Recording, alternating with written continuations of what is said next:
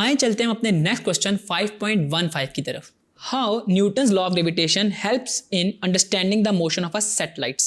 कि Newton law of gravitation कैसे motion of a satellite को एक्सप्लेन करता है। देखें, सैटेलाइट जब भी मूव कर रही होती है तो वो फ्रीली फॉलिंग मोशन में होती हैं, यानी कि उसके ऊपर हम कोई एक्सटर्नल फोर्स नहीं अप्लाई कर रहे होते, जस्ट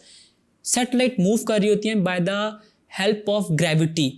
यानी कि जी। तो हमारे पास जो लॉ ऑफ ग्रेविटेशन है वो सैटेलाइट की मोशन को इस तरह एक्सप्लेन करता है कि जो वैल्यू ऑफ जी है वो अर्थ प्रोड्यूस कर रहा है, यानी कि उनकी फोर्स ऑफ अट्रैक्शन की वजह से, और फोर्स ऑफ अट्रैक्शन की वजह से जो वैल्यू ऑफ जी प्रोड्यूस हो रही है तो वो ग्रेविटेशनल एक्सेलरेशन है, जिसकी वजह से हमारी सैटेलाइट मूव कर रही है, जो कि मेन कॉज है सैटेलाइट के मूव होने का। तो आपने इसको पेपर में ऐसे एक्सप्लेन करना है कि जो सेंट्रीपिटल एक्सेलरेशन है सैटेलाइट की, सैटेलाइट जो हमारे पास सर्कल में मूव कर रही है वो ड्यू टू ग्रेविटी है,